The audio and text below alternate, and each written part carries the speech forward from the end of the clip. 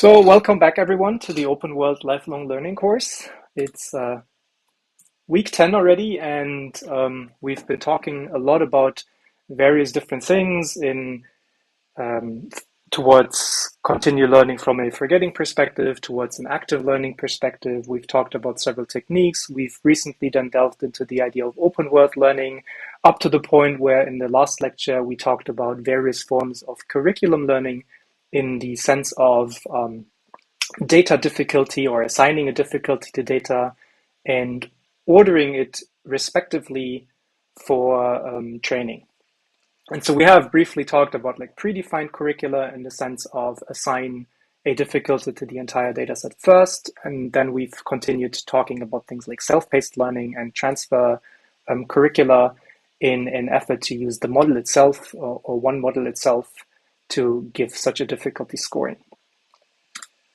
On the more complete side of the course, given that we're now in week 10, what we've actually done is we've tried to maybe go through the individual paradigms of traditional machine learning first, obviously as an inspiration, down to things such as transfer learning and multitask learning, to continue learning in the way it's typically referred to in the sense of forgetting, to active learning and recently curriculum learning, keeping in mind that some things here are not mentioned on this diagram, such as, for example, the open world learning idea that connects some of these paradigms, and essentially overall the idea that evaluation is always quite challenging in the sense of that we can craft like niche things to measure for each and every single of these dimensions, but as soon as we start plugging things together, there are so many things to measure, so many dimensions, like number of parameters and the data ordering, the queries we can do, the forgetting parts, etc.,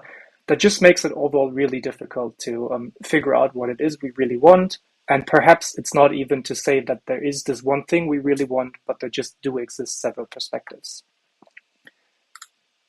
And so in that sense, we have in fact covered like a lot of the, let's say, ground on the more methodological side and the algorithmical side towards the perspectives of how we can view like machine learning beyond the train, validation, test set splits.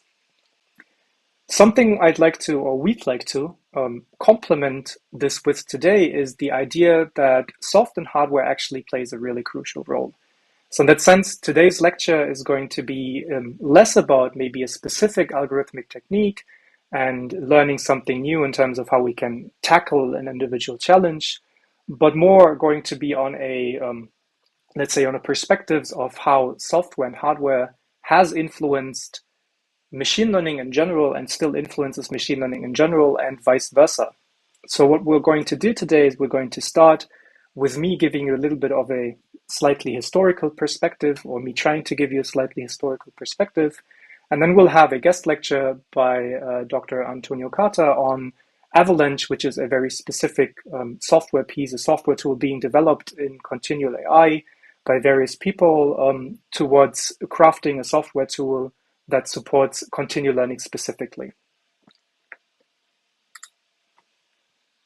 And so I'd like to start my first half of the lecture today with a quote that I'm also going to end it with.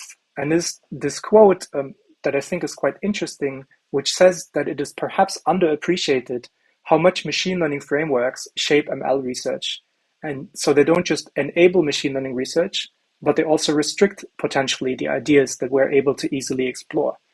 And I think that is the crux of today's overall lesson that we're going to see, that it's not just about software frameworks sort of enable us to do things, it's also that machine learning then in turn maybe drives the software evolution, and in turn maybe also restricts some of the ideas that are then like simply crushed because it's not very easy to express them.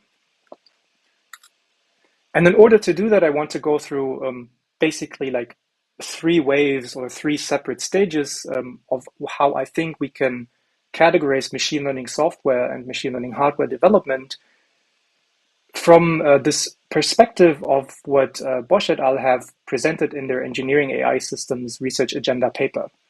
And so what you can see in this diagram is basically these like three waves coming from the very center in this dark shaded blue, in this inner circle, that is all about like the sort of train validation test split perspective of machine learning, where it's all about like developing the machine learning model, training, evaluating it under a specifically assembled data set. Eventually, over time, as we'll see in a second, this has then maybe branched out into more of a perspective that also cares about managing multiple models, maybe setting up more complicated data pipelines, diverse monitoring logging, all the way down to maybe caring more about storage and compute infrastructure beyond just a single machine and so on.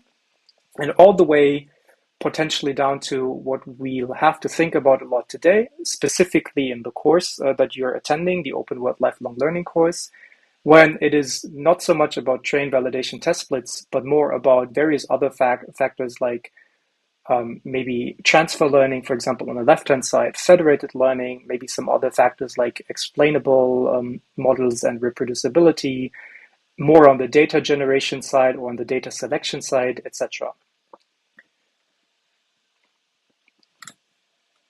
So we'll start, as I said, with a little bit of a historical perspective, and I hope I don't spend too much time on this because it's really more about giving you a picture of this development than it is about sort of giving you all the details of the precise developments. So what I'll do is I'll sketch what has happened when we go from this inner circle to this like outer complete picture with a little bit of a story of how this inner to outer circles are reflected in the way that machine learning is driven forward, but also how the software has shaped machine learning research and how the requirements maybe are constantly being reshaped.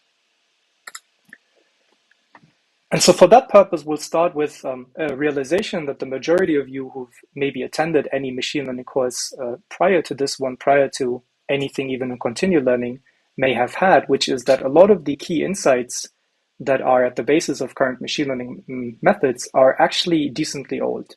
So to give you an example, the idea of automatic differentiation, which we'll talk about in a second, how to basically do derivatives automatically in code, is several decades old at least, and there have been software tools such as Maple, Mathematica that have maybe implemented this in various forms already.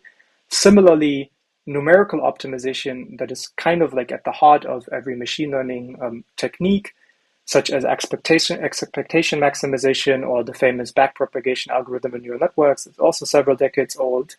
And the specific models themselves, such as neural networks, decision trees, random forests, and so on, date back at least as much, if not further. So the question is, why is machine learning suddenly so brutally popular? And how does the data, compute power, hardware, and software influence this, or how has it sort of shaped this?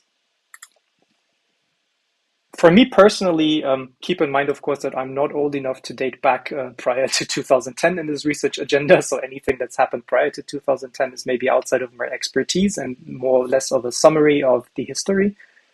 But for me personally, one of the milestones was in this picture of machine learning that, of course, is not just about the center of like iterating model architecture, model training, and model evaluation, was the first attempt to sort of scale machine learning towards making it feasible to run like large-scale experiments with large amounts of data, with the introduction of two frameworks that are called Torch and Theano in 2002 and 2007, respectively.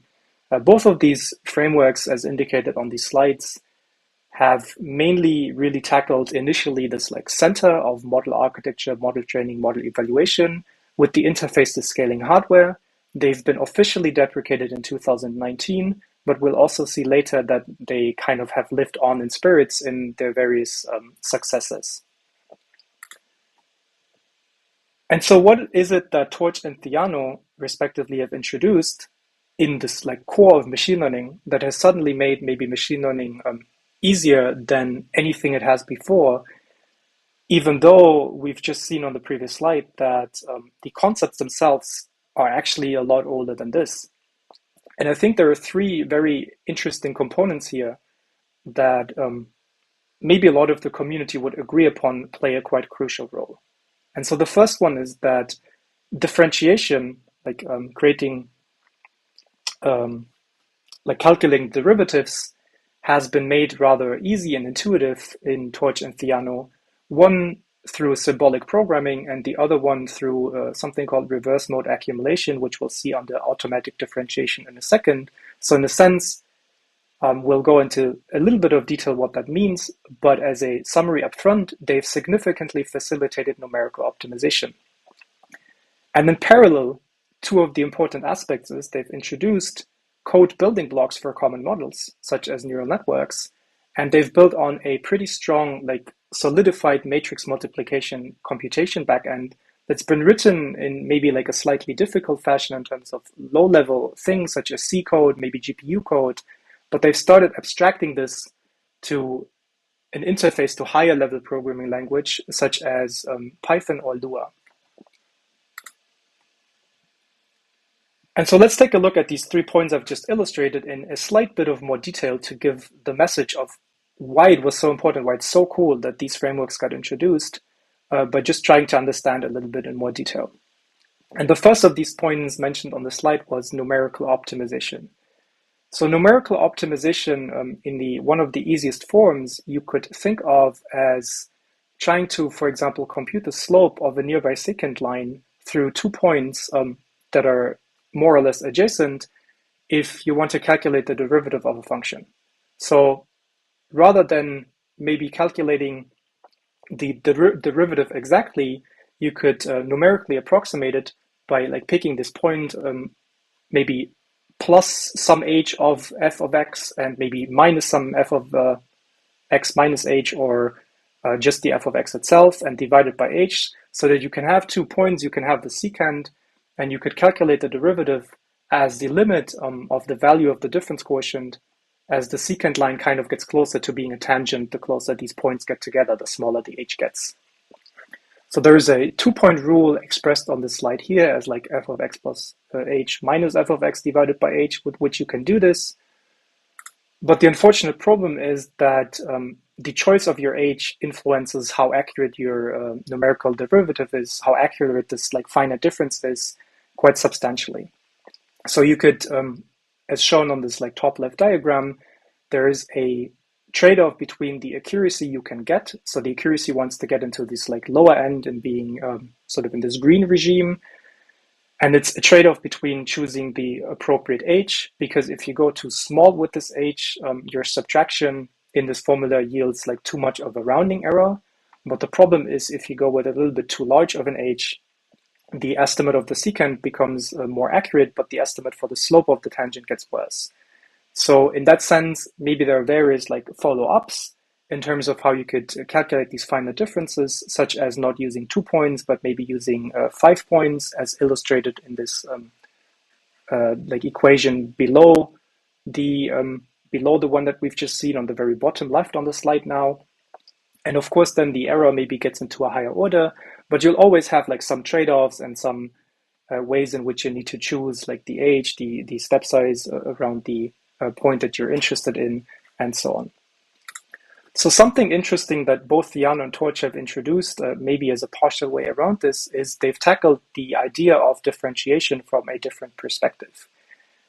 Let's first take a look at how Theano has started to do this, and then take a look at maybe how Torch started to initially do this, keeping in mind that eventually at some point later in this lecture today, we'll find out that modern frameworks more or less all do the same nowadays.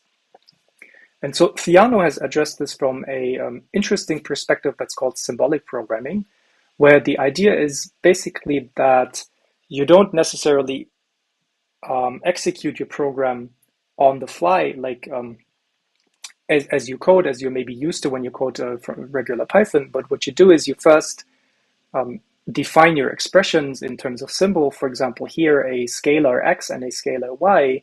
You then define the operation you're interested in, such as z equal to x plus y. And then you make basically create a function for this, and then you can plug in values to execute this function to basically construct the graph underneath that is then calculated. And so what happens under the hood, although this maybe looks a lot like regular Python code, is, as indicated by this message below this code example, is that behind the scene, this function f is being compiled into C code. So there's a slight delay and a compilation behind it. But the interesting part around this is that maybe this way of like symbolic programming allows you to do a couple of cool things, such as symbolically expressing the gradients. So in this example here, You can do the same thing with maybe a scalar x, and you can define y to be the x to the power of 2. And you can then start expressing something like the gradient of y and x. And you can plug this into a Theano function. You can give it a numerical value to evaluate. And what the symbolic, basically, gradient expression that's going to come up is doing, it's really like symbolically defining the gradient for you then. So out of the x to the power of 2, it's going to make a symbolic expression out of it for the gradient, which is 2 times x, and then it's going to evaluate that. So rather than maybe using a finite difference in that sense by completely numerically optimizing it, it's going to try to reformulate the equation you have, like piece by piece, chain rule of differentiation, and so on, to actually symbolically create the derivative for you within a specific scope of functions where you can maybe do this, where the program kind of has the foundation to do such symbolic expressions. The alternative to this, that's maybe the more popular one that's also there nowadays, is called automatic differentiation, which exists in 2 modes, forward and reverse mode. I'm not going to go into details of what precisely they do.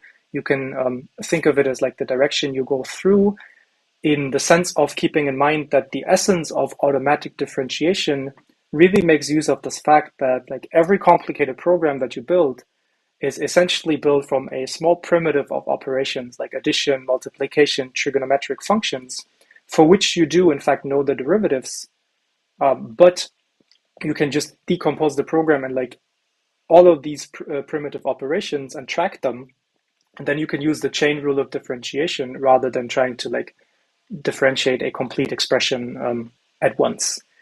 And so really what automatic differentiation is kind of doing, it's kind of keeping track of like all these incremental operations, these primitive operations on something like a tape. And then it's either going to go through this tape in like a forward mode or in like a reverse mode to try to express a derivative. So I'm not going to go into detail of like the nuances of forward reverse mode. I think the main idea is in both of these is that automatic differentiation kind of just wants to, you as a human programmer, you just define a couple of operations, and the automatic differentiation is going to give you the derivative. The symbolic differentiation is you give an expression, and it's trying to give you the derivative as symbols. But arguably, both of them make it a lot easier for you as a human to calculate derivative than if you were to do them by hand.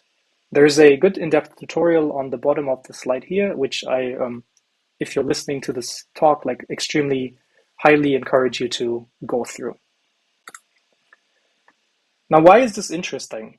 It's interesting because by itself, maybe it's a cool thing, it's a cool toy to do, but it gets highly interesting once we start coupling this with model building blocks, which was one of the other 3 points on the slide from which we started.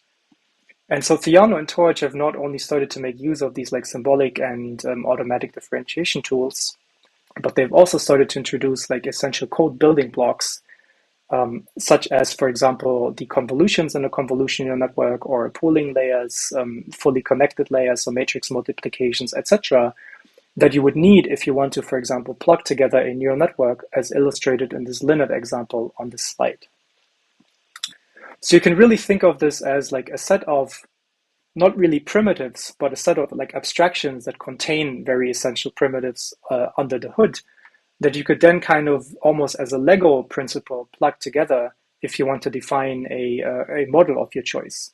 So in this example here, it's like old school Torch Lua code, in fact, that just tells you that there is a sequential container, and then this one you can add in various lines, spatial convolutions, rectified linear units, etc.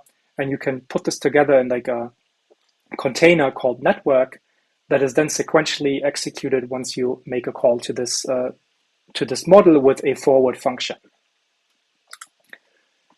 This is special once you start putting this together. So in Theano, Torch, and all the modern deep learning or machine learning frameworks in general, it's interesting because you can then call these forward functions, but the forward functions basically track all these primitives that have been executed, like every single operation that's been done on the way, so that you can later call a function called backward, which is essentially synonymous to calculating the gradients with respect to something that you desire. In our machine learning scenario, this will typically be a loss function. So we can define a loss function, which is very high level, here just defined as a class negative log likelihood criterion. And you can start forwarding and backwarding through this criterion to basically get your loss, and then backpropagate it, for example, through a neural network in a single line with a lot of, not really magic, but it looks initially like magic, but with a lot of like low-level primitives being executed step by step under the hood without the user really noticing this. And the third aspect, which really makes this then complete in sort of the core machine learning picture of why software frameworks have started to maybe accelerate machine learning at the start, is the fact that we don't only have now a software tool that allows us to calculate, to differentiate very easily, but also it allows us to have these models, and specifically it allows us to plug and play together these models almost in a hardware agnostic way, maybe not yet in a hardware agnostic way, but in a way that's abstracted away from certain hardware pieces that would otherwise be quite difficult to program. And so to illustrate this example, let's do a like very small, almost tour de force of parallelization to kind of fully appreciate one of the really crucial factors that the software frameworks have started to drive once hardware has also been taken into account in addition.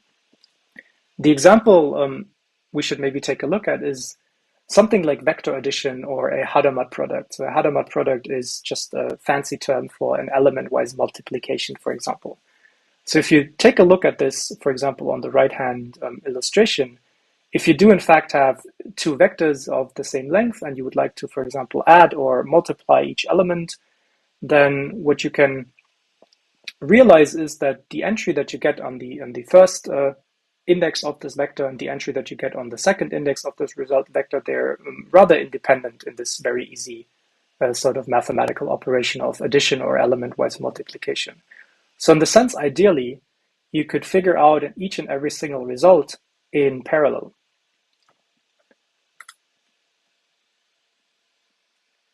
And so this is what the promise basically of hardware advances, like hardware accelerators, like graphics processing units are, where the idea is that they have a lot of cores, many more than a CPU, for example, has. And we'll just take a look at how you would regularly program this to have, like I said, a little bit of a tour de force before starting to take a look at how you would program this in Torch or Theano to really appreciate like the level of abstraction that's been included there.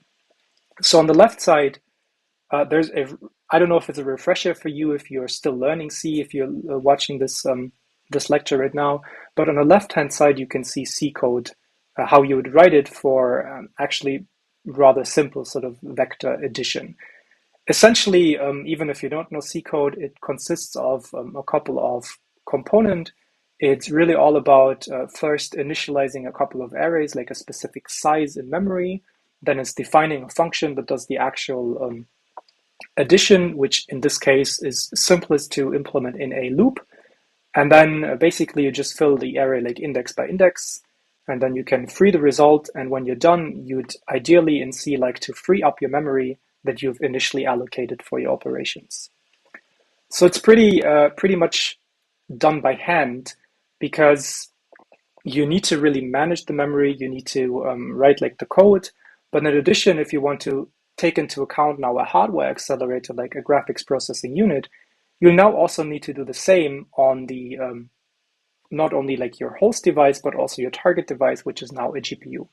So you'll have to write more or less the same program in that sense on the GPU side now, where again, in maybe a slightly different way, but almost identically, you'll have to append these commands such as CUDA malloc if you're talking about NVIDIA GPUs, where you manage the GPU memory in the separate device.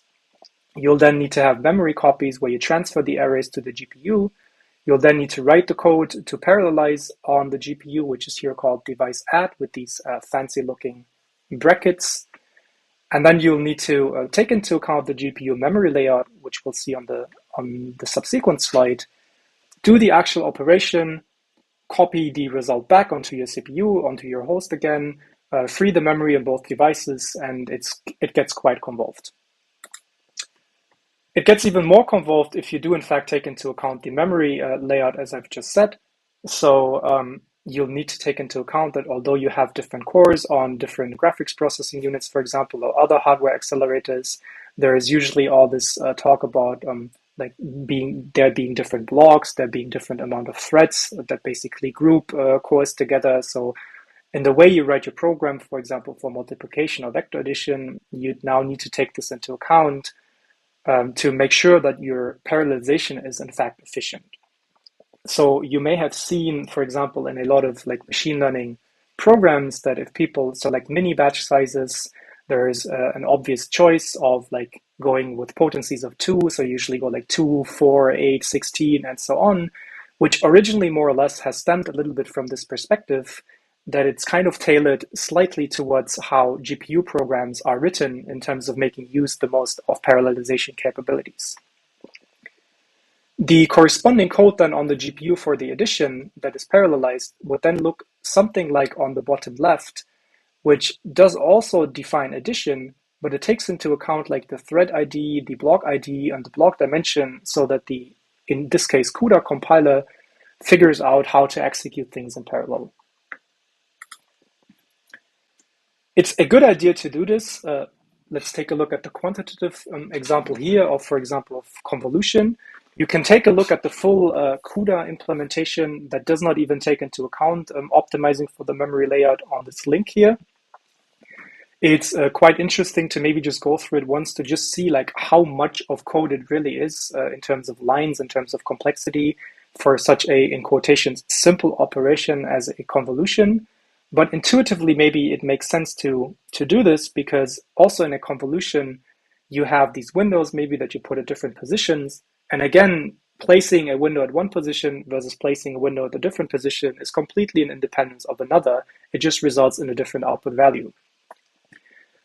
So typically having this GPU or other sort of hardware accelerators like TPUs and so on taken into account results in a large empirical gain in speed, as you can see on the slide here, where depending on the input resolution on the bottom, the higher you go, so the more you maybe can parallelize, the more advantage you'll get in terms of execution times, here measured by frames per second in images, if you employ graphics accelerators, for example.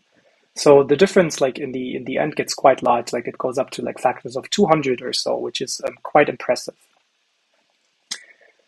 Initially, if you look at very old implementations, or like let's say initial implementations, for example, of the 2012 AlexNet, you'll find a lot of this code. So you'll find a lot of like really complicated CUDA code.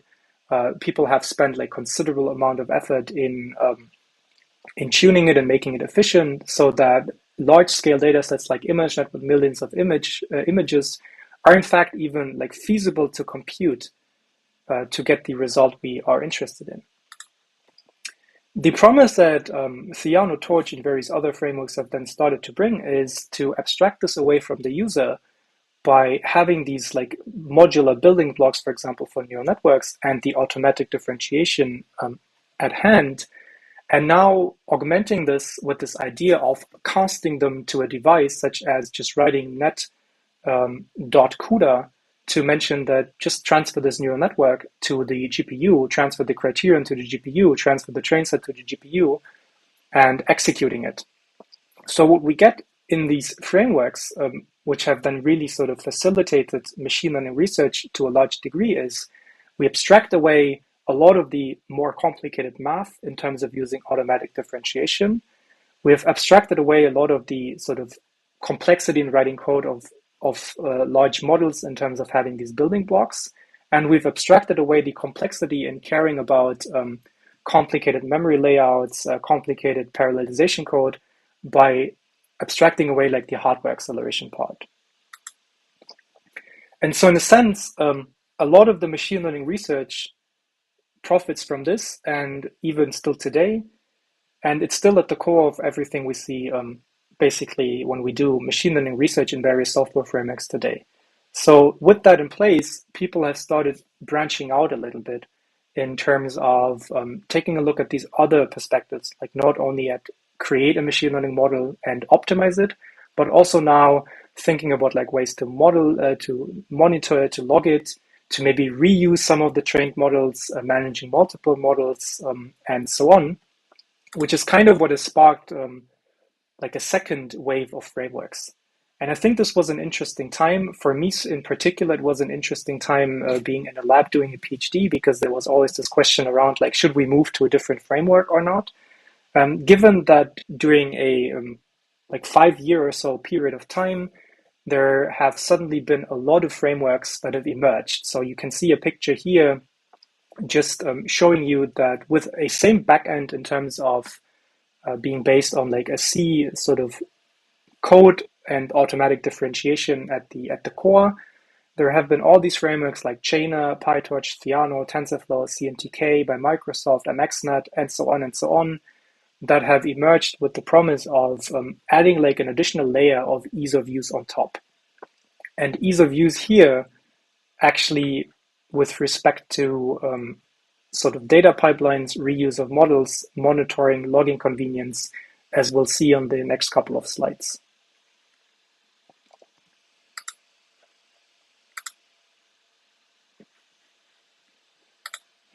In principle, the key idea still remained the same though at this point in time. So if we look at the kind of spiritual successors of Theano and Torch, which are respectively called PyTorch and TensorFlow, the principle behind it more or less remained the same. So although we're going to see in a second that there's a lot of convenience added on top, the key idea is more or less the same as we started with in the beginning. One, a little bit on the side of imperative programming on the top, where you just define a matrix and the second matrix, and when you multiply it, it gets executed so you can print the result. And on the other hand, more a little bit catered towards this like symbolic style of programming, where you first define all your operations on the bottom example, then you define sort of what you're interested in, and then you can run the session. So basically in the backend, there's a graph that gets compiled, which then optimizes the expressions and prints the result only after you kind of tell it to execute. So at this stage in time of 2016, it's kind of like the idea of Torch and Theano has just been placed in PyTorch and TensorFlow, maybe now with a Python perspective on top rather than, for example, a Lua perspective in original Torch. But the idea is more or less the same.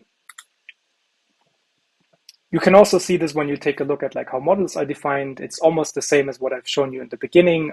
Let's not go through it line by line, but if you look at the left-hand side, maybe the syntax is a little bit different. You're no longer writing this like net.add something. Now you do self.something, self.something else, and then you define a forward that just tells it how to chain it. But the idea is like conceptually the same.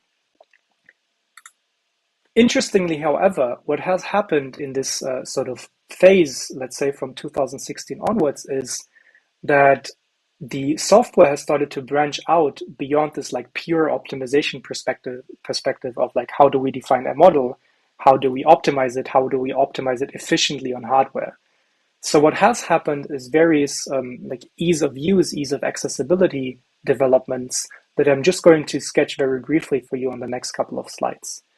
The first one is something that I think a lot of researchers nowadays would be very sad to part with again, whether this is TensorBoard as illustrated here, or whether it's W&B, weights and biases, a different form of tool. Logging and visualization, like automatic logging and visualization, has become very prominent. So here you can see TensorBoard, which is a good example of just like a visual interface that you can call in your browser that gives you all the information of like how do you do distributions during training, shift, what does the graph look like, what do the accuracies or losses over time look like, what do maybe the images look like that you have, and so on.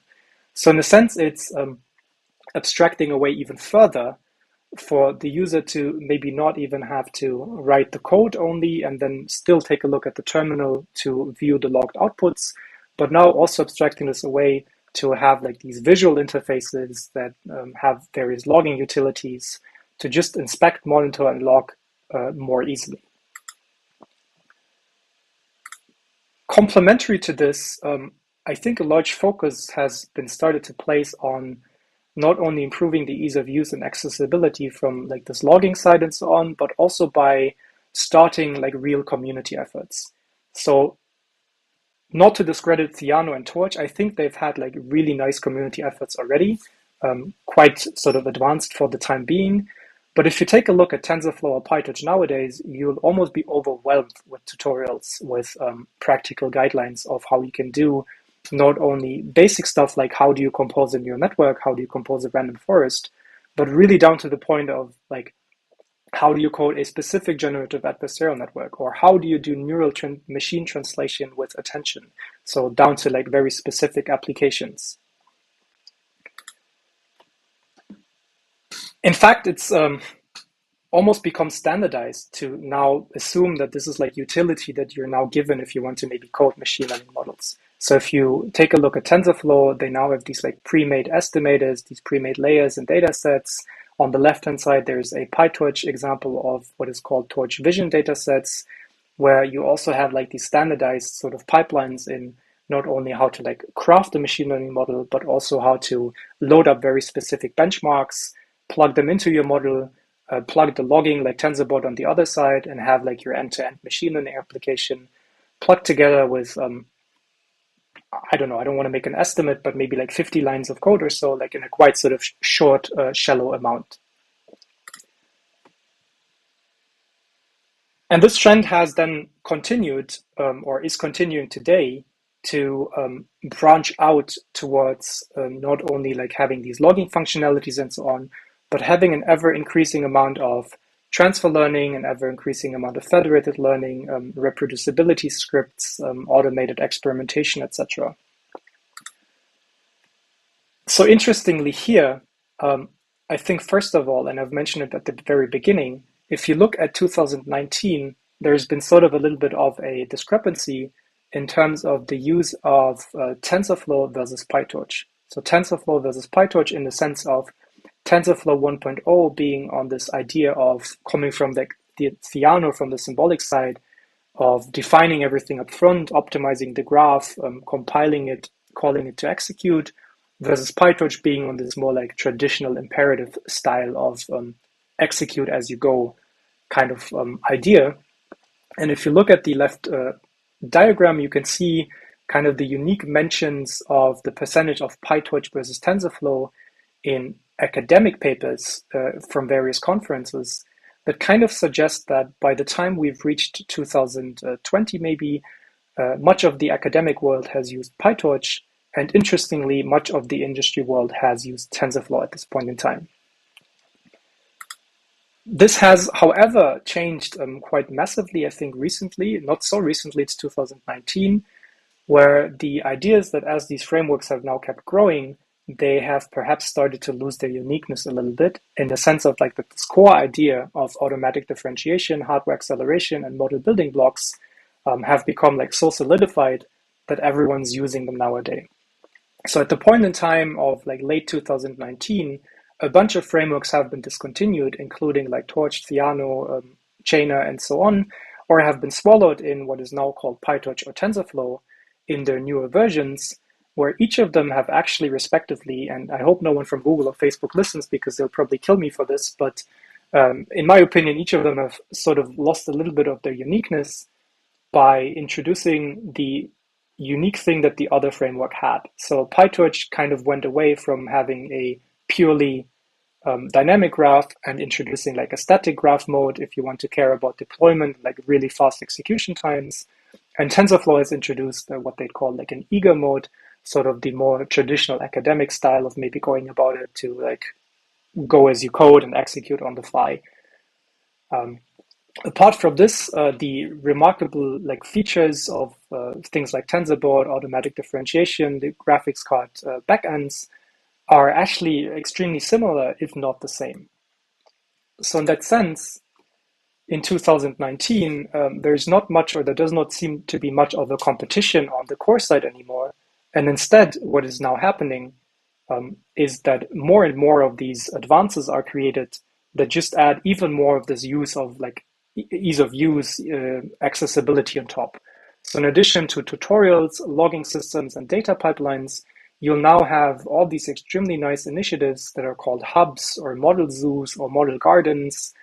You might be familiar with Hugging Face, that now also start to share various like pre-trained models, various sort of entire pipelines where you can download them and you can tune them in terms of transfer learning to whatever you basically desire. So maybe the most popular thing here is nowadays the Hugging Face community that has open sourced a lot of the like large scale language models where you can download them even if you don't have the resources to train like an extremely large language model, but you can download a pre-trained one and you can start doing these knowledge transfer ideas that we've talked about like in lectures two onwards. It's quite interesting, I think, because what this is basically saying is that we're, at least from the software and hardware side, we're moving a little bit away from tackling like the core issues of how do you speed up machine learning, how do you really optimize the code for it. It's still happening, but a lot of the emphasis nowadays is then placed really on these ideas that we've now also talked about, like transfer learning and active learning and continual learning and so on. And coincidentally, now this is a speculation, but I think there's a remarkable correlation in terms of how these software developments have developed towards this and how respectively like academic papers and industry practices have moved in a similar direction.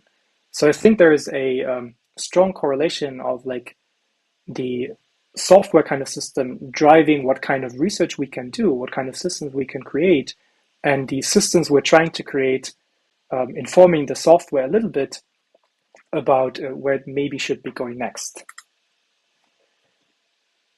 You have the same thing actually then going towards applications driving maybe the idea of how software should be shaped in terms of now supporting mobile devices, maybe going towards even more device agnostic programming by moving away just from software specifying like .CUDA to cast to like a specific NVIDIA GPU, but maybe abstracting the way now to just something like .to device, where device can be flexibly anything from a TPU to a GPU to a CPU, etc. You'll not only have this on the model sharing side, you'll also maybe now have this on the data side. So something that's maybe driving research right now quite a lot is the idea that you'll have a lot of benchmark tools available, a lot of application tools available on the data side. So particularly, for example, in reinforcement learning, it's quite prominent now to take a look at Atari games, where you have maybe Space Invaders on the left, or simulations of a rocket landing in terms of a physical simulation, where you can use these as environments to not only benchmark, but to develop like your new machine learning algorithms. There's a second example on the next slide, which is about sort of what is called an animal Olympics, which is quite similar. So maybe coming from the idea that animals have these like little games of where they're trying to find food in order to stay fit, as you can see with this monkey here. And so machine learning researchers have started to use also other software pieces like graphics simulators, here Unreal Engine, to sort of emulate this, to give a data pipeline, to provide software tools where we can control how data is shaped.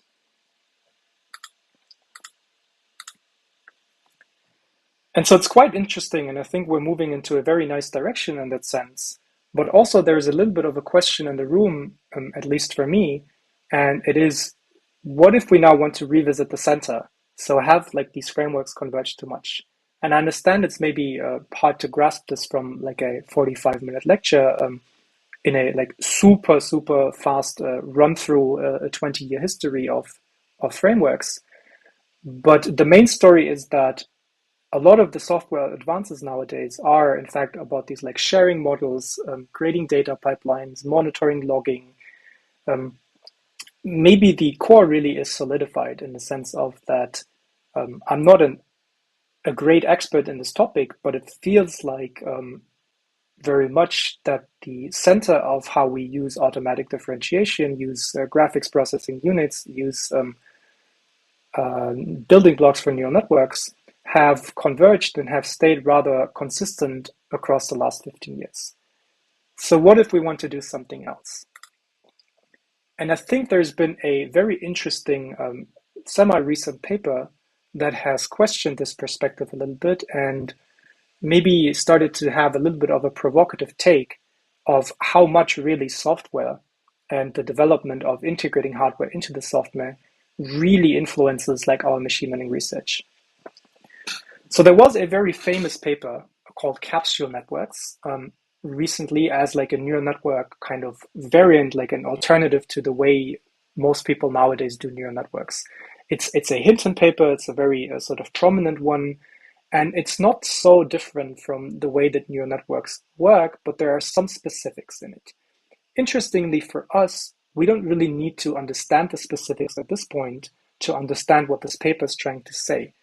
And so precisely, one of the main differences in capsule networks to, for example, a convolution neural network is that they also do convolution, but in a different way. So if you think of a regular convolution, you'll have something like you have a mini batch in gradient descent, in stochastic gradient descent. And then maybe if you have, for example, an image, you'll have something like the amount of channels, the width and the height of the image. If you want to change this specific layout of batch channel width height, what does it actually mean for our compilers and for the execution times that has been optimized so much in these different like programming frameworks based on the different devices that we use?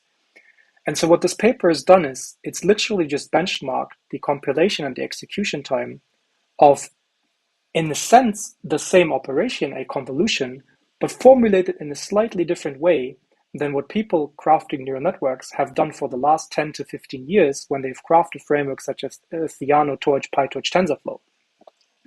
You can see already from the table that it's a pretty difficult story. So if you take, for example, the prominent example of the CUDA on the bottom, which is the NVIDIA GPU sort of specific programming tool, and a GTX 1080, you'll find that the compilation time is actually absurdly large, whereas the execution time is maybe quite nice. On the contrast, if you maybe use some other tools like PlateML, maybe the compilation time is quite low, like 560 milliseconds, which is nice if you actually want to execute your program in any reasonable time. But then somehow the execution in terms of like the inference time, when you want to then predict a lot, is a lot larger, like it's factor 300 times larger, in fact. So maybe if you're interested in real-time deployment, this is quite unacceptable to you. And I think the interesting part here is that we have to keep in mind that consider now that capsule networks have been a research paper, and this research paper has been sort of promoted to the community. And one of the, I'm not sure if it was the main factor in this paper being controversial and taking a long time to be accepted by the community, but I think one of the things that we always do is we try to take a look not only at like accuracies, losses, and so on. We also take a look at like memory consumption, number of parameters, execution time, and so on. So we've talked about this a lot in the evaluation lecture, where we've said that there are so many dimensions, but definitely it's not just about the loss. And the question now is even more complicated than what we said in the evaluation lecture.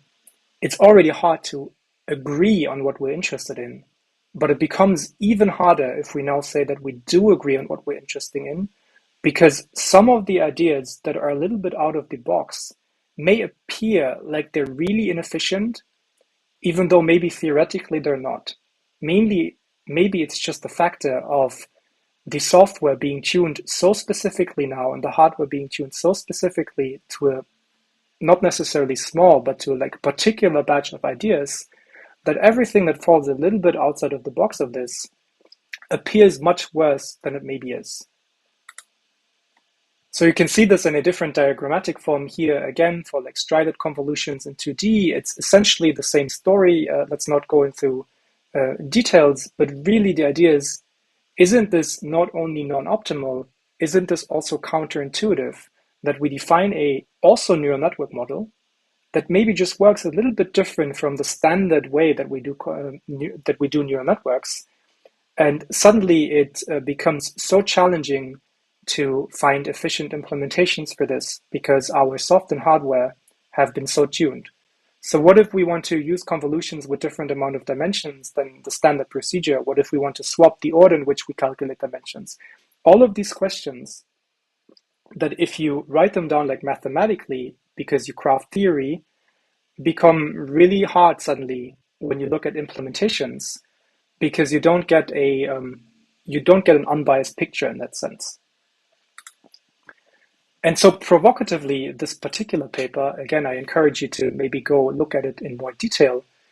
But just to kind of summarize the key takeaway here is that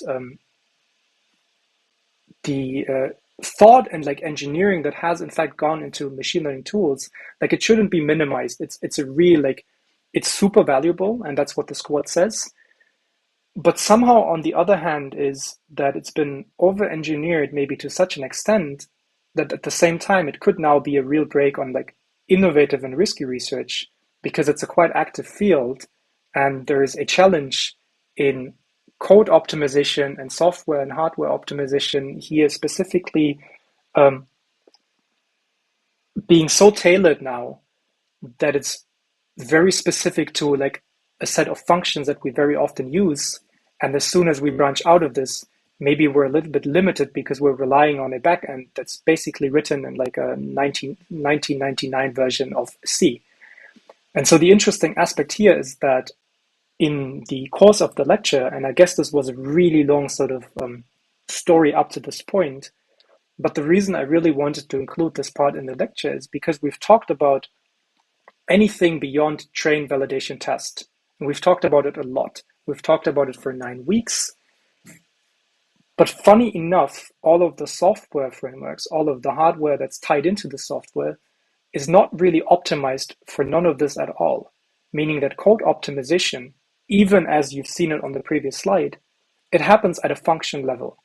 Meaning that if we take a look at the way that software is written, the way that the hardware is integrated, and the way that it's sort of evaluated and benchmarked, it's really on the level of a single convolution or a convolution on this device and so on. It's not really about this idea of optimizing for the end-to-end pipeline, because ideally, of course, if you take into account the entire end-to-end pipeline, then surely this is more interesting and this is more meaningful. Of course, saying that this is extremely hard to do. I mean, it's not that people don't want to do it, it's just that maybe it's a very challenging thing to do. But interestingly, I'm not too aware of like a lot of efforts being done in this direction, which may, of course, be my personal limited expertise here. So in the sense, this paper is actually quite provocatively saying that we're doing a pretty impressive and like heroic effort on some of the sub-problems, but we as a community should recognize that we aren't doing too much of a great job at tackling like the end-to-end problem in an integrated way. And I think this quote from a software and hardware perspective resonates quite well with the message I've been trying to send in the entire lecture here, that the same quote could kind of be applied to the machine learning community overall, in the sense of that we're spending so much time on the train validation test set split in terms of benchmark, and creating all these like nuanced niche subproblems of few-shot learning, zero-shot learning, active learning, curriculum learning, etc., that we're not really doing a great job of tackling like the end-to-end problem in an integrated way, of thinking of how we can puzzle these pieces together, for example, in the direction of like the open world learning that we've previously discussed. So in that sense, transitioning to the second half of the lecture and the guest lecture part,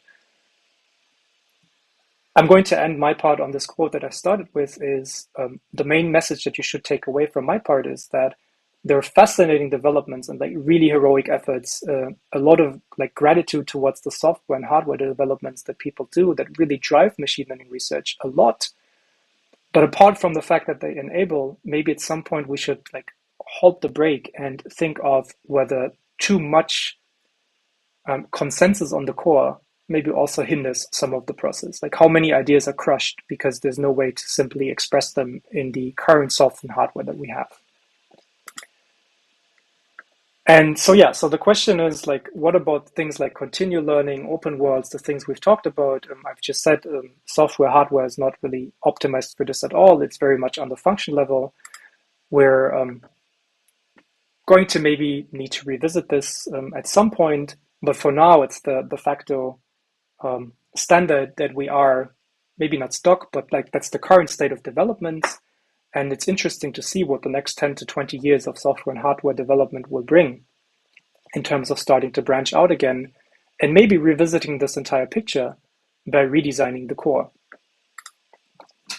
So what I'm going to do now, or what we're going to do now, is we're going to transition, and I'm very happy that Antonio has agreed on this, doing this guest lecture part.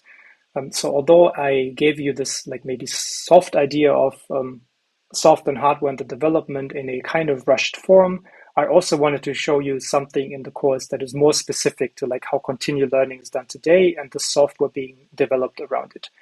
And one of the very, I guess the most prominent software packages right now for continual learning in PyTorch is called Avalanche. It's a joint effort by like various researchers in and around continual AI. But perhaps for today, most importantly, Dr. Antonio Carter is the lead maintainer of Avalanche, apart from various other computer vision and like natural language time series research that he's doing right now. So he's an assistant professor at the Department of Computer Science at the University of Pisa, and I'm super happy that he's here today. He's part of the Computational Intelligence and Machine Learning Group and the Pervasive AI Lab, and as noted before, a member of Continual AI. So I'm very happy to end my presentation now and transition to the one that Antonio has. We'll just have like a 30-second break or so by me needing to stop my sharing. And then we can transition. And of course, I'm having a little bit of a technical difficulty in stopping my share. Interesting.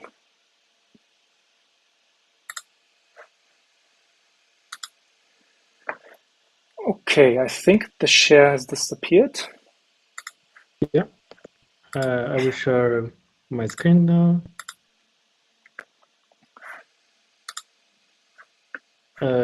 So now you should hear me, and you should also see the slide in presentation mode. Yep, wait a second because I need to still mute myself and so on before it gets confusing, and I don't have your webcam yet, but it'll be there in a second.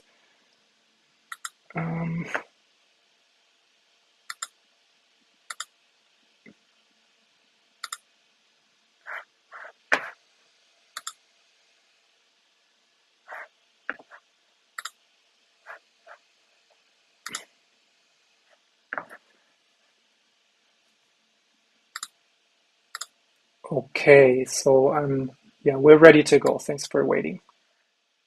Okay, great. Thank you, Martin, for the invitation.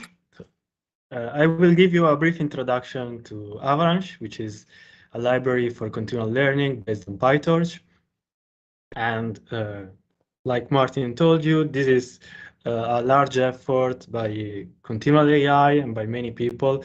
These listed here are just the maintainers of the project, but there are a lot of small contributors that have helped during the process. So, like Martin said, the software that we have constrain the kind of things that we can easily implement in machine learning. And the main problem with PyTorch, but in general, all the deep learning framework is that they assume that everything is static. So the data is static and doesn't change. Loss functions and coefficients don't change over time. And the machine learning model doesn't change over time. Okay, it shouldn't be. Maybe it's a problem with the connection. Does it move? Am I moving right now? Hmm.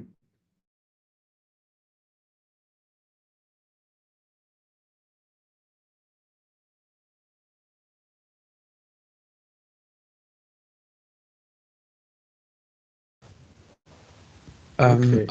I can see Dr. Carter moving now in this view. But it was frozen before. Oh. Um, I can try.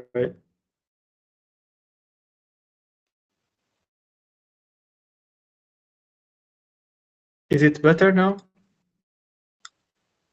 Yeah, now it's working. Okay. Okay, so I will go back to the slide.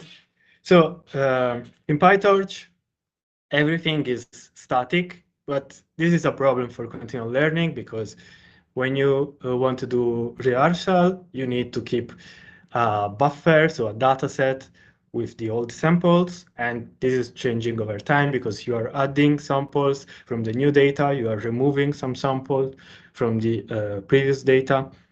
When you have regularization strategies, you have to change the coefficients, change the regularization function, so you need to update the loss. And when you have architectural strategies, you need to expand the model over time. Maybe you add new units, you add new layers. And all of these things are sometimes easy to add, sometimes they are harder to add, and there are a lot of technical detail that you have to be careful about. But in general, they are not natively supported by PyTorch. So with Avalanche, we want to provide a comprehensive and consistent API to do continual learning with providing all the features that you need. There is a very easy to use high-level API. So if you just want to run a simple benchmark, you can do it in like 20 lines of code. There is a strong focus on reproducibility. And I will show you also some repository where we have simple script reproducing results from papers. So in general, when you use a strategy from Avalanche, you can be quite sure that it's as close as possible to the original paper and not just like a random repository from GitHub. And it's also, Avalanche is also quite easy to extend. So while the high-level API is very simple to use, under the hood, Avalanche is very modular, and you can really do any kind of customization that you want. So some of us are doing some really weird and custom scenarios, and these are all possible with Avalanche. And also, it's a community-driven project. We had more than 40 contributors from several institutions, so people that are not affiliated with any of the maintainers, but they were still able to contribute in some form. You can install the library with pip. Remember that it's Avalanche lib and not just Avalanche, because Avalanche was already taken, unfortunately. This is how a minimal example looks like. So if you just want to run a simple experiment on a common benchmark, like here, we define the benchmark, permute dampness, we get some streams. Then you have the model optimizer and criterion, which are the standard PyTorch object. This is a PyTorch module. This is the torch.optim.sgd. And this is the cross-entropy loss from PyTorch. Then you have the continual learning strategy, which takes as argument the model optimizer and criterion, and some additional arguments like the mini batch size for training, the number of epochs, the mini batch size for the evaluation, and the device. And then to train the model, you just iterate over the training stream, you call the training method over the experience, and then you call the eval method to test. Like here, in all the example, I'm using the test stream for the evaluation, but of course you can split the training stream into training and validation. So it's just for the sake of simplicity. And you can see that in 20 lines of code, we already have everything that we need. This is how Avalanche looks like at a high-level view. You have the benchmarks module, which provides you the data and the streams. So this is the stream of data. And in Avalanche, we use this notation. So the stream is made of experiences. So the experience is a box that contains all the information that is available at a specific time. Things like the task labels, the experience ID, the data set that is available right now. And this is fed to the training strategy from the training module. And the training strategy is also taking the model and it's training the model on the current data. Then we have the evaluation module, which defines the performance metrics. So you have seen that in continual learning, there are several performance metrics that you care about, and all of these are computed automatically during training by the training loop. And then finally, the logging, which allows you to serialize all these metrics with different mechanisms like printing to the terminal, saving to a text file, TensorBoard, 1DB, and so on. And in general, all of these components are relatively independent and they are all linked together inside the training loop by a callback system. But on a very high level, you don't need to care about this callback system. So most of the common benchmarks from the literature are available. Like here, I'm giving you the example of split MNIST, which is the class incremental version of MNIST. We create a stream with 5 experiences, so you get 2 classes per experience. You can set the random seed so that you can have reproducibility and get the same random split every time. You can choose if you want task labels or not. You can fix the class order if you want, and you can provide the training and eval transformation. Dataset in Avalanche are a custom object called Avalanche dataset, and they add a couple of different operations compared to PyTorch dataset, such as the management of different train and evaluation transformations. This is quite useful to switch between training and evaluation mode. And also the management of class and task labels. For example, once you have an Avalanche dataset, it's very easy to split it by task or concatenate different data sets or the common operation that you may need to do with the continual learning data. And this is how you use the benchmark. So from the benchmark, you get some streams. Usually you get at least a training stream and a test stream. And when you iterate over a stream, you get experiences. Inside the experience, you get the dataset. And the dataset contains the pattern that you can use for training. In supervised continual learning, you have triplets, the input, the class label, and the task label. And since the stream is a list, usually you can reference a specific experience, you can slice the stream, all the operation that you can do to list. So it's also very easy to manipulate them. Now, we have a lot of different training methods from the literature, and in general, it's very easy to instantiate them. They have the same argument of fine-tuning plus some specific argument, like here for replay, you will have the memory size, and then you train them as before by iterating over the experiences. And also, most strategies are implemented as plugins. So plugins are a thing that is using callback. So the training loop defines a set of callback, and the plugins use this callback to execute some code. And for example, you have the replay plugin that is going to change the data loader to load data both from the current dataset and the buffer, or like the regularization strategies, which are going to add terms to the loss function. And the nice thing of implementing continual learning strategies as plugin is that you can combine them together. So if you want to have fine-tuning that does replay plus EWC, you just instantiate a naive strategy and you give it these two as plugins. And now you have your replay plus EWC strategy. And of course, You can also implement custom plugin to define strategies or do things like model checkpoint, early stopping. It's quite an advanced system. This is an example of what it looks like when you want to implement replay. Like, let's say a very simple and quite inefficient example of replay where you use the callback adapt training dataset to extend the data that you use for training by concatenating the current data with the buffer.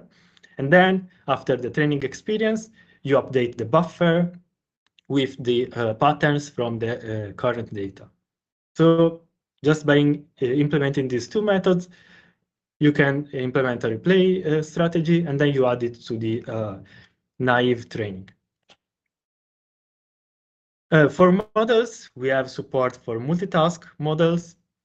Here I have a simple example, but I will show you one in the code later.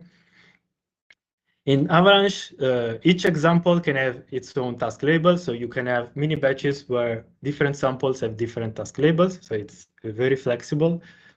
And you have the models like the multi-head classifiers, which is already implemented, so you don't have to implement it yourself.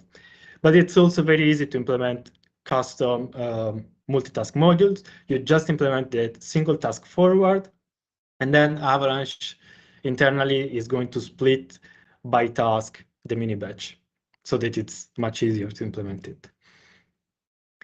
And the other addition that we have for models is the dynamic modules. So dynamic modules are models that are able to grow over time, for example, by adding units or layers.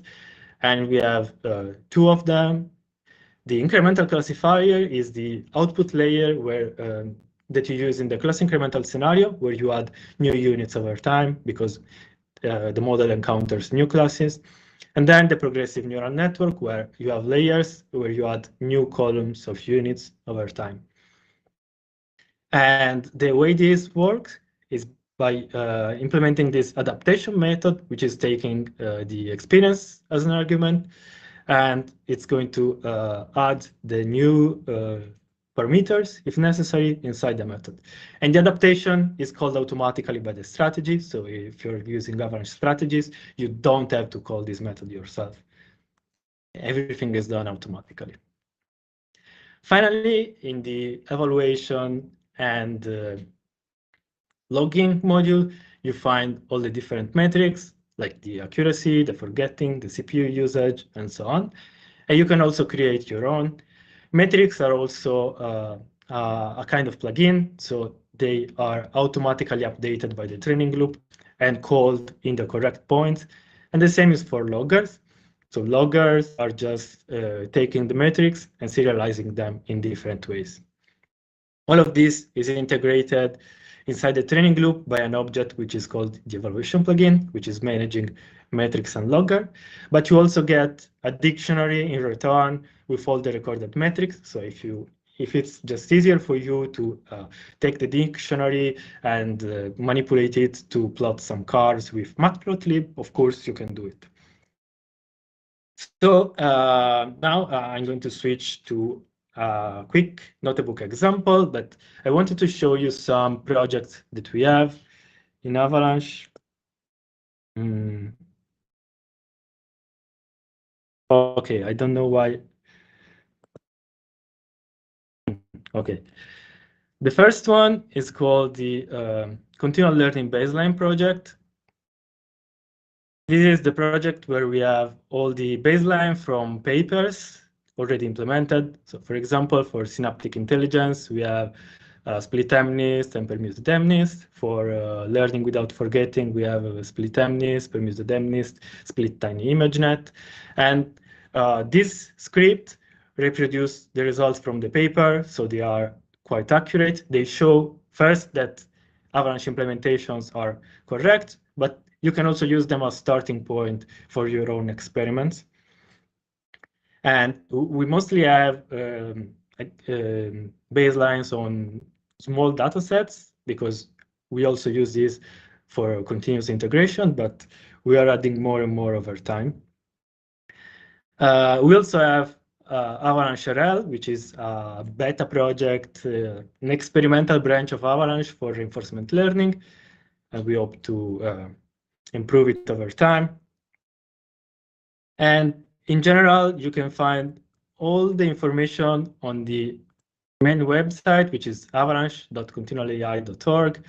The starting point is the from 0 to hero tutorial. So now I'm just going to show you a single script, but of course you can you should go through the tutorial if you're interested in using Avalanche, at least from the introduction up to the loggers notebook. And then you have the API doc.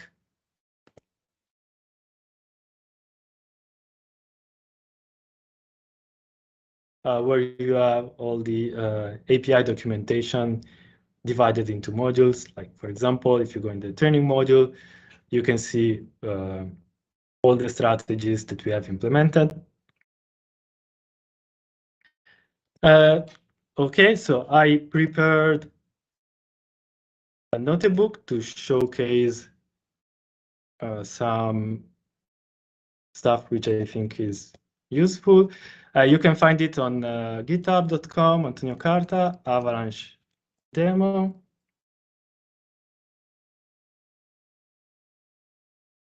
I will write this in the chat. So.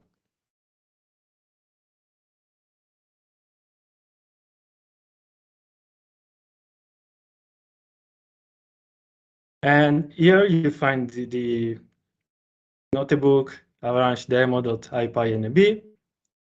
And if you go to the bottom of it, you can find this button, opening Colab. You click on it, and it's going to open the notebook. So the first code cell that you have here is going to install the dependencies, so the Avalanche library. So the first thing that I'm going to do is I'm going to instantiate a benchmark. Here I'm using split MNIST with 5 experiences, so 2 classes per each experience, because it's 10 classes in total, and without task labels. So I get this train stream and test stream. And notice that here, the first time that I executed this cell, Avalanche automatically downloaded the dataset. Now, if I'm going to execute it again, it's not going to do it because it's already available. But so you don't really need to download it before because it's going to do it for you. Now we can plot some information about the training stream. Like inside the experience, you have things like the experience ID, the number of which classes are available in this experience, the task label. And if you print all this information, you get the experience ID is just a monotonically increasing number. The task label here, since we set return task ID to false, all the task labels have been set to 0. And this is what happens for most of the supervised continual learning benchmarks in Avalanche. And then you have different classes for each experience. So in the first one, you have 1 and 5, then you have 8 and 7, and so on. Now, let's try to do the same thing, but for a multitask benchmark. So it's, again, a benchmark with 5 experiences, but with return task ID set to true. We get the same streams, but now they will contain different information, because if you plot same information of before, you get, again, an increasing experience ID. So the idea is that the experience ID is private information. It's used for logging purposes, but it shouldn't be used during training. Like here, even when you don't have a task label, you still need an experience ID to be able to log with the accuracy. But now you also have the task labels. And okay, I think that maybe a bit surprising is that by default, Avalanche, when you have a multitask benchmark, is going to remap the classes. So you have that all the experiences have classes 0 and 1. They are all different classes, but they have been remapped to be 0 and 1. This is a bit surprising for most people, so we are probably going to change it at some point, at least change the default to keep the original labels, but just to let you know that right now this is how it works. So since we have a multitask benchmark, we have to define a multitask model too. And typically in PyTorch, when you have images, you have a let's make a simple MLP. So it's and then .module, and you have a feature extractor and a classifier. The feature extractor is just a sequential application of different layers. Here I put two linear layers, but you can imagine like a more complex model, like a ResNet or whatever you like. And then you have a classifier on top of it.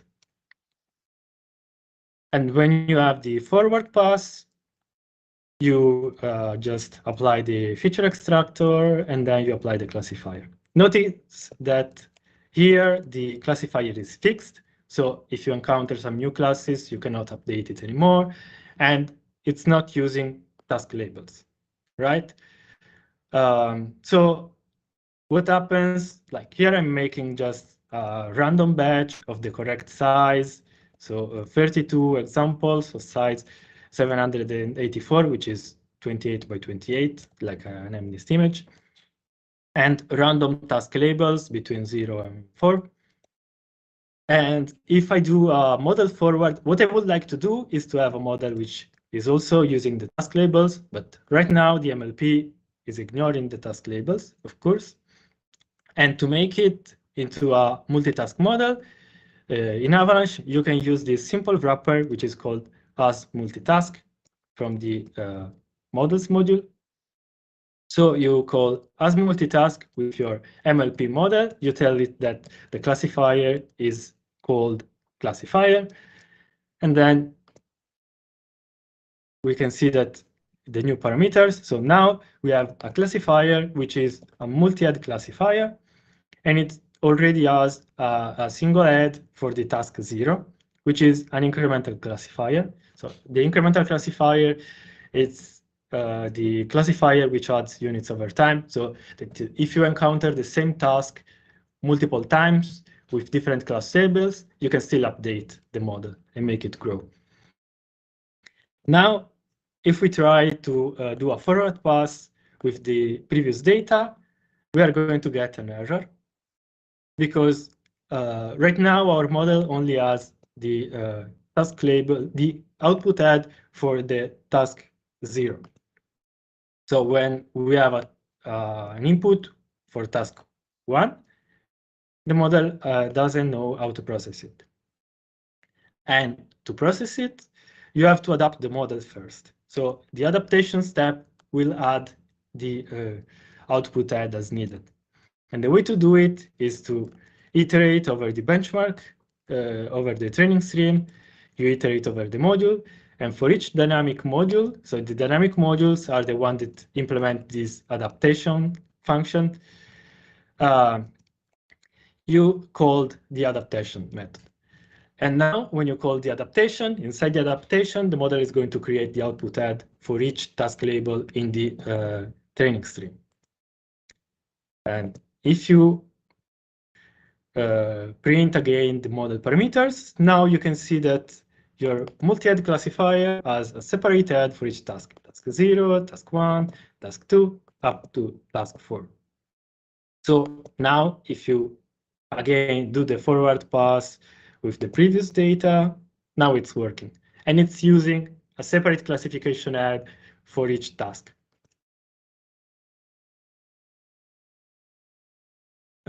So let's make the training. Again, let's do it with task incremental setting. So where we have the task labels. The model is the same that we've defined before. And then the optimizer and criterion are just standard PyTorch objects. So you give this as arguments to the naive, which is the strategy. Naive is the fine-tuning without any kind of forgetting mitigation. Then we set some arguments for the training loop, like the mini-batch size, the train epochs, and the mini-batch size for the evaluation. Here, I'm going to use some nonsense values, like a single training epochs, just to make it fast, but you can experiment with more realistic values by yourself. So once you have defined the training strategy, you iterate over the experiences in the training stream, and you call the train method. And then you call the eval to test your model. And when you call the training method and the eval method, you can see that the strategy is going to print some kind of log. And it's showing things like the loss epoch, the top one accuracy for the epoch. You can see that on MNIST. Consider that this is an experience with just two different classes, so it's quite easy to reach high accuracy even with a single epoch. And here the model is training over all the experiences, and at the end you get all the metrics here. You can see that in the multitask, the model already learned all the tasks with a very high accuracy. And the train and eval method also return a dictionary. This is the dictionary that you get from the eval method. So you have metric name and then the values. So the metric name in Avalanche are quite long because the same metric can be computed in different settings. So for example, the loss epoch here is computed during training. It's computed on the training stream, and it's computed for the data of task 0 of the training stream. And you really need this part of the name if you want to know exactly what has been computed. The disadvantage, of course, is that you get these very long names. So now the previous output that you had seen was showing the default logger, but you can have different loggers by just defining your own custom evaluation plugin. The evaluation plugin is going to take a set of metrics as arguments. Here you can add other things like forgetting metrics, the CPU usage.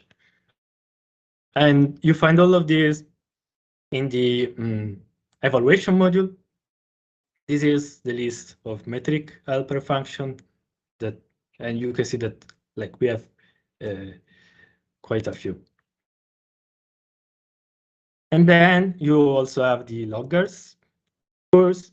So now if you run this training loop with the logger, you will see more metrics. And so the argument that you need to set to do the evaluation inside the training loop is first you pass your evaluator, then you have to set this eval every argument. This is telling the strategy how often you want to call the evaluation during training. So when you set it equal to 1, it means every epoch you call the evaluation. If you set it to 10, every 10 epochs, the evaluation is going to be called. And the evaluation is going to be called on the eval streams. So in this case, the training stream for the first two experiences. You can also have multiple streams here if you wanted. Like here, you are going to call the evaluation on the test stream and on the first experiences of the train stream.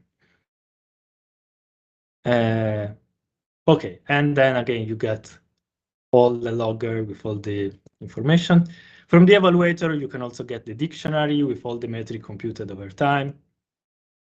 This is a very big dictionary, but it's quite useful if you just want to make a quick plot with matplotlib, for example. Then, okay, since I'm going a bit late, I think here is just an example where I add the plugin, but I show. Okay. Okay, so here I wanted just to show you how to use the plugin system. We have several plugins. So like you can see that there are some utilities like early stopping, the learning rate scheduler, and then we have things that are continual learning strategies implemented as plugin. So you can add them to another strategy. So for example, if you wanted to add the early stopping, you just add here to the plugin list of the strategy. You set the patience, you set the stream name where you want to compute the metric, and also you can set the name of the metric. Like here, we are using the top one accuracy for the stream. But of course, you can change it. And remember that this early stopping plugin is going to take the metric from the evaluation called inside the training loop. So you have to set here. This only makes sense if you do the evaluation. Otherwise, it's not going to find the metric because they are never computed. And then, I mean, of course, it's easy when you have just this kind of utilities, but you can do the same thing also with continual learning strategies. Like here, we have the replay plugin and EWC. This is the example that I have shown in the slide. So they are really simple. You just set the memory size for replay, the regularization strength for EWC, and then you add them to your plugin list. Now, the thing that you have to be careful about is that not all the combinations make sense, because some of these plugins, especially the continual learning strategies, are going to modify the internal state. Like the replay plugin is going to modify the data loader to load data from the dataset and from the buffer. So for example, if you cannot combine multiple replay plugins together like this, because this doesn't make sense. And basically the second replay plugin is going to override the data loader of the first one. So, but I mean, if you make choices that sensible choices, you are never going to make a mistake. And most of the time, there are some automatic ways that we use to detect the most common errors, but something cannot be detected automatically. You just have to know what the strategies are doing. The very last thing that I wanted to show you is how to use replay buffer. So this is how you use replay buffer if you don't want to use Avalanche strategies. Maybe you already have your own code with your training loop, but you still want to use Avalanche replay. I'm showing you here maybe. So replay buffer in Avalanche have different implementations. We have reservoir sampling. We have things that balance the data set, the buffer in different ways. And in particular, we have this parametric buffer, which allows you to group by the data by different properties, like by class, by experience, by task, and so on. And then the parametric buffer also takes a selection strategy to choose which example to add or remove from the buffer. So you have the random selection, but you also have the herding, like it's done in eCarl, or the closest to center, which is used by another strategy, which I can't remember right now. And you can implement also your own custom selection strategy, of course. And this is how you use it without Avalanche training strategy. So we are defining a benchmark just for having some data to add inside the buffer. And then here is how you define the reservoir sampling buffer. You just set the maximum size. And when you set it at the beginning, it's going to be empty. And you have to add the data over time. This is how you add the data. So for this, we will use the parametric buffer. So replay buffer with size 30, where the data is grouped by class. So the classes will be balanced. And when you use a random selection strategy, and to update the buffer, so without using Avalanche, we use this simple trick. The buffer is updated with this update method, and this update method is taking the strategy state as an argument. But actually, it's using only the experience. So you can just wrap the experience inside a simple namespace object and pass it the current experience. And this is going to work. Now, if you execute it for the entire stream, you can see that right from the first experience, the buffer is going to be full with size 30, where half the example have class 1 and the other half have class 7. But then in the second experience, you are going to drop, the buffer is going to drop some examples. So the first half of the buffer is going to be classes of the first experience, the second part, classes from the second experience. And at the end, we have 5 experiences, 10 classes. So we have a free example for each class. And you can see them here.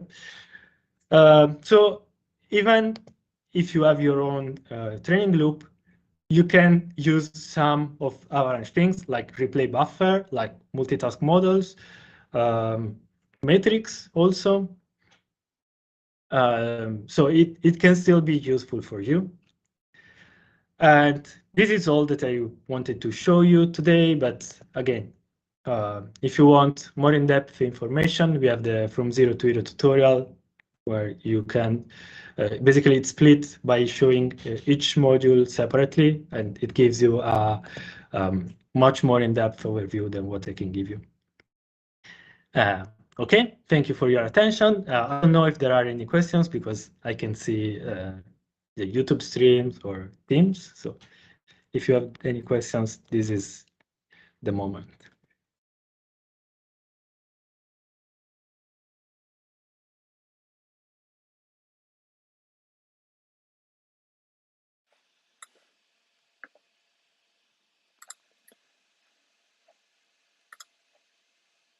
I think while we're waiting for potential questions, we can just sort of thank you for actually doing this presentation and hopefully motivating a bunch of people to continue and contribute to Avalanche. Like you said in the beginning, it's a community effort, so it actually thrives on the community. So if you're coming out of this course at the end and you feel like you want to get a little bit more hands-on experience, I would encourage you to actually do, in fact, take a look at the tutorial that you've just pointed to and start maybe contributing.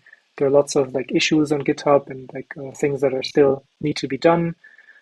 I think you did quite an impressive overview of various of the techniques we've discovered throughout the course, like how we could now implement iCarl and memory buffers, like based on herding, how we could do progressive networks. So hopefully you as a listener have noticed that these were the techniques we've discovered throughout the course. You may have also discovered that there are things that are still open, but it's in beta, so hopefully Avalanche will grow and encompass even more things over time. And now I think someone already has a question while I was talking, so feel free to ask.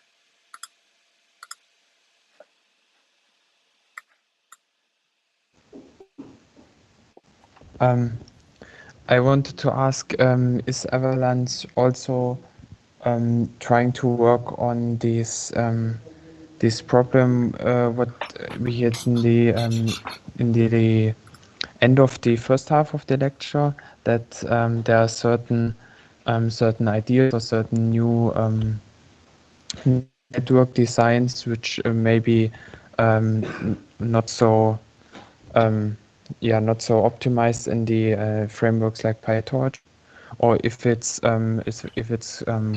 I mean, beside the implementation of the open world techniques.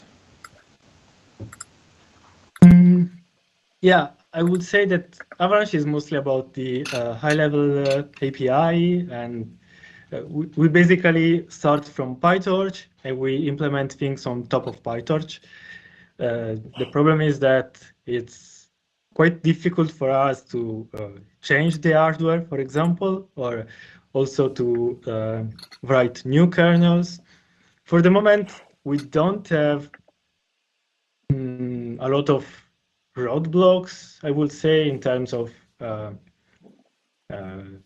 computational speed or things that block really the implementation in fundamental levels. Some things are quite slow.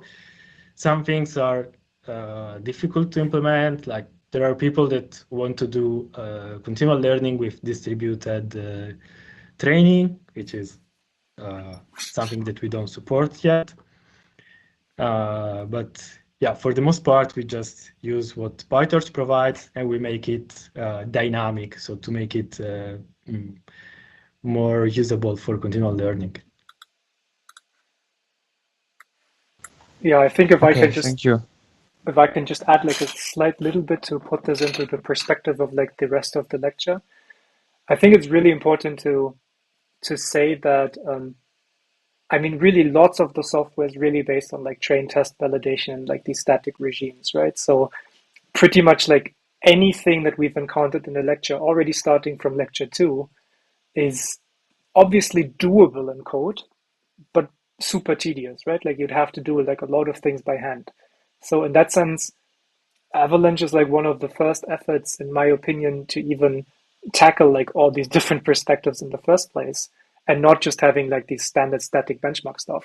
So I'm not sure if you've seen it like in passing, but I mean it's in beta, it's in version 0.2. So in that sense, it's a quite recent effort. It's growing amazingly fast, I think, in my opinion, but there's still like a lot to grow. So things like open world learning are maybe somewhere on the horizon, but there's like quite a long road to get there still.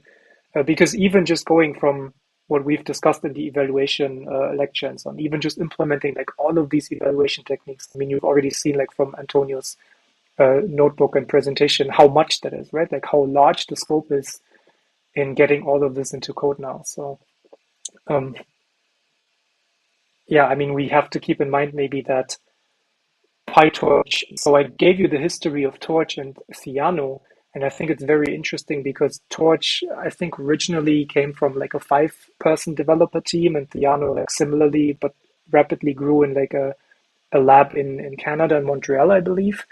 But then eventually, like at the point in time when they exploded in terms of like popularity and use, there's been suddenly a lot of like super big company support based on like Google and Facebook backing, meaning that like the scale at which these operate is quite a different one. And for that, I find it even almost a little bit surprising of how sort of how many of these perspectives that we've talked about are not really incorporated in there yet. So it's a quite novel field. Let's see where it goes.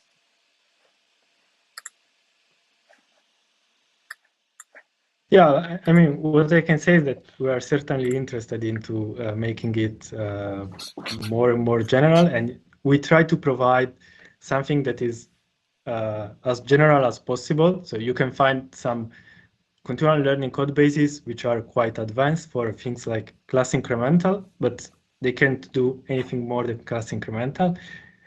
Avalanche is trying to do something a bit more general, let's say.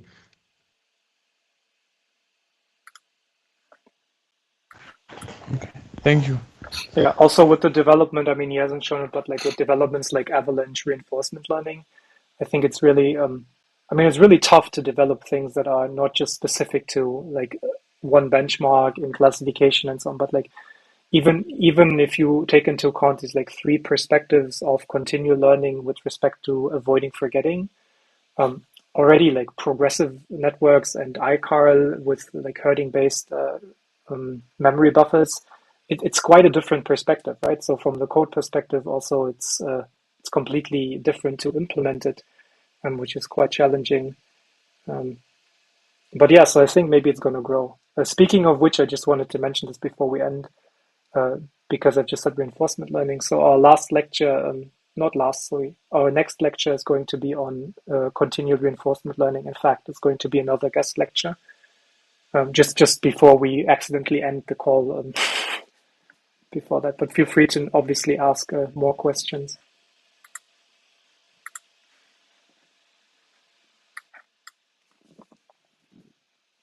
I don't know if there are any questions on YouTube.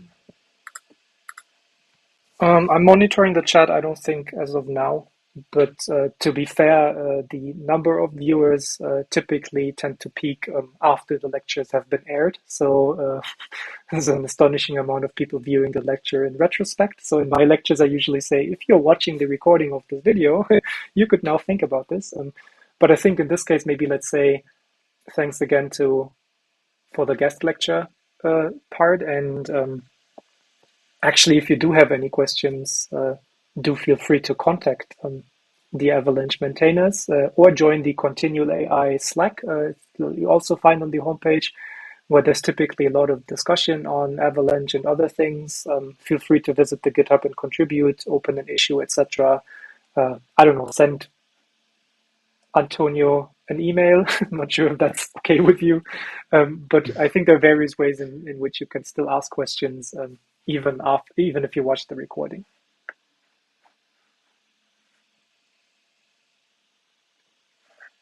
So if that's it, again, thank you, and I think I'll end the live stream for now then. Another round of thank you. Okay, thank you.